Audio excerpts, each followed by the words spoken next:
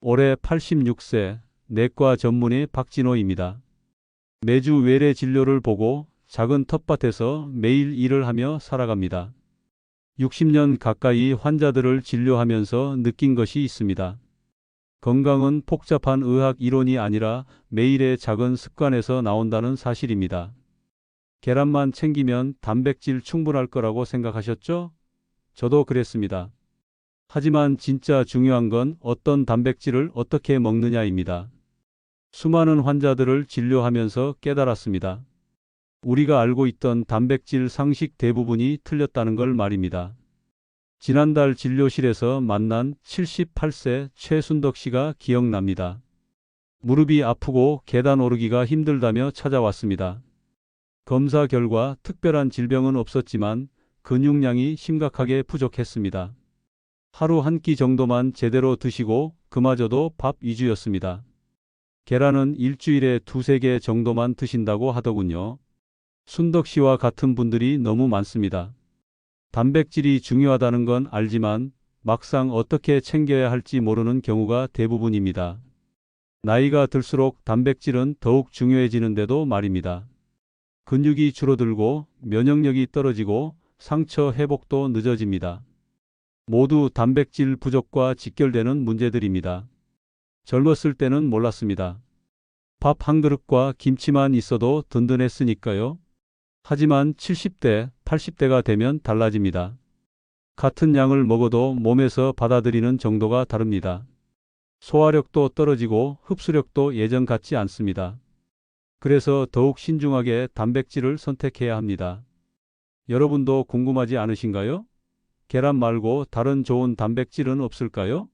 더 쉽게 흡수되고 더 오래 활력을 주는 단백질은 없을까요? 오늘 그 이야기를 들려드리겠습니다.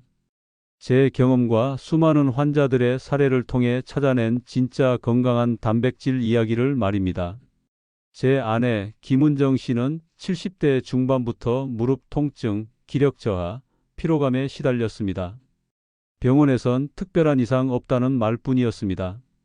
혈압도 정상, 혈당도 괜찮고 콜레스테롤 수치도 나쁘지 않았습니다. 그런데 왜 이렇게 힘들어할까요? 어느 날 아침 설거지하다가 허리를 삐끗하며 주저앉았습니다. 평소보다 유독 힘들어 보였습니다.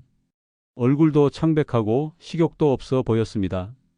의사인 제가 봐도 뭔가 이상했습니다. 단순한 노화 현상이라고 하기엔 너무 급격한 변화였습니다. 정밀 검사를 해보니 놀라운 결과가 나왔습니다. 근육량이 정상 범위보다 훨씬 낮았고 단백질 관련 수치들도 좋지 않았습니다. 원인은 단백질 결핍이었습니다. 계란 하나로는 너무 부족했던 거죠. 하루 필요한 단백질의 절반도 채우지 못하고 있었습니다. 은정 씨만의 문제가 아니었습니다. 제 진료실을 찾는 70대 이상 환자들의 70% 정도가 비슷한 상황이었습니다. 모두들 계란 하나, 고기 조금으로 단백질을 충분히 섭취한다고 생각했습니다. 하지만 실제로는 턱없이 부족했습니다. 특히 여성분들이 더 심각했습니다. 74세 이명순 씨는 하루 종일 기운이 없고 조금만 움직여도 숨이 찼습니다. 검사해보니 근육량이 20대의 절반도 안 됐습니다. 혈중 단백질 농도도 정상 범위 하한선을 겨우 유지하는 수준이었습니다. 명순 씨는 아침엔 미숫가루 한 잔, 점심엔 국수 한 그릇, 저녁엔 밥과 김치 정도만 드셨다고 했습니다. 왜 이런 일이 생길까요? 나이가 들면서 식욕이 줄어드는 것도 있지만 더 큰 문제는 잘못된 인식이었습니다. 계란 하나면 충분하다고 생각하는 것 말입니다. 실제로는 70세 이상 성인이 하루에 필요한 단백질량은 체중 1kg당 1g에서 1.2g입니다. 60kg이라면 60g에서 72g이 필요합니다. 계란 하나에 들어있는 단백질은 6g 정도입니다. 하루 필요량의 10분의 1도 안 되는 양입니다. 게다가 나이가 들면 단백질 흡수율도 떨어집니다. 젊었을 때보다 20%에서 30% 정도 흡수 효율이 낮아집니다. 그렇다면 더 많이, 더 다양하게 섭취해야 하는 게 맞습니다. 은정 씨의 경우를 보면서 깨달았습니다. 단백질 부족이 얼마나 무서운 결과를 가져오는지 말입니다. 근육이 줄어들면서 관절에 무리가 가고 면역력이 떨어지면서 각종 감염에 취약해집니다. 상처도 잘 낫지 않고 골절 위험도 높아집니다. 모든 게 연결되어 있었습니다. 나이 든 몸은 젊었을 때와 다릅니다. 같은 음식을 먹어도 흡수되는 정도가 확연히 달라집니다. 위산 분비량이 줄어들면서 단백질을 제대로 분해하지 못합니다. 소화 효소도 부족해지고 장 운동도 둔해집니다. 아무리 좋은 단백질이라도 제대로 흡수되지 않으면 소용없습니다. 더 큰 문제는 동화작용 저항성입니다. 젊었을 때는 단백질을 먹으면 바로 근육으로 전환됐지만 나이가 들면 그 효율이 떨어집니다. 같은 양을 먹어도 근육으로 만들어지는 비율이 절반 이하로 줄어듭니다. 그래서 더 많이, 더 자주 섭취해야 합니다. 제 환자 중 한 분인 81세 김경호 씨의 경우를 보면 이해가 쉬울 것입니다.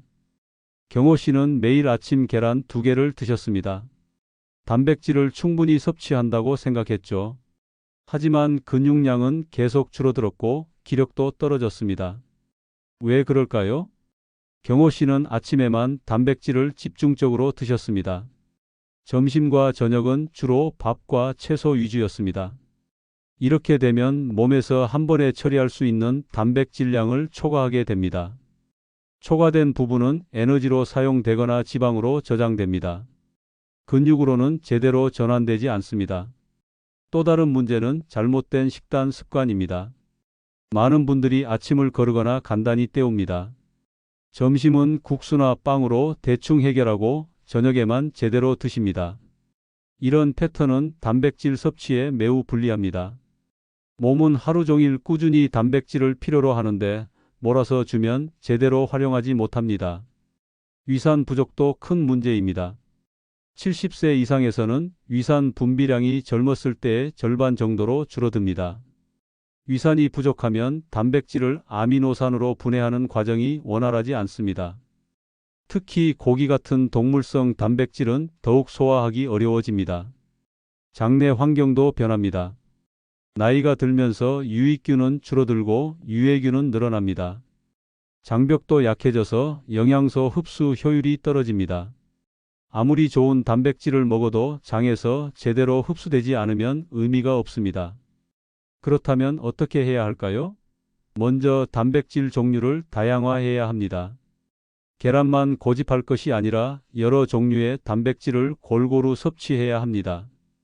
동물성과 식물성을 적절히 조합하고 소화하기 쉬운 형태로 조리해서 드셔야 합니다. 섭취 시점도 중요합니다. 하루 3끼와 간식에 골고루 단백질을 배분해야 합니다. 한 번에 많이 드시는 것보다 여러 번 나눠서 드시는 게 흡수에 유리합니다. 또한 단백질 흡수를 돕는 영양소들도 함께 섭취해야 합니다.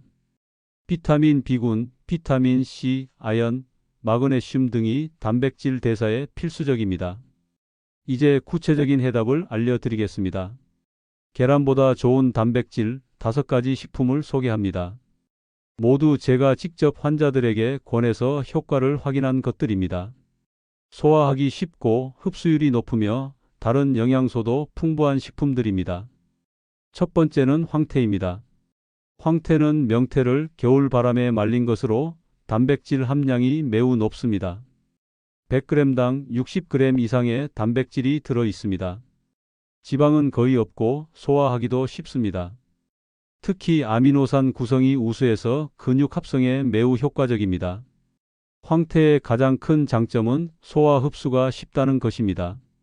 이미 건조 과정에서 단백질이 어느 정도 분해되어 있어서 위산이 부족한 고령자도 부담 없이 드실 수 있습니다. 또한 비린내가 적고 담백한 맛이라 거부감이 없습니다. 국물로 우려서 드시거나 살짝 구워서 드시면 됩니다. 두 번째는 두부입니다.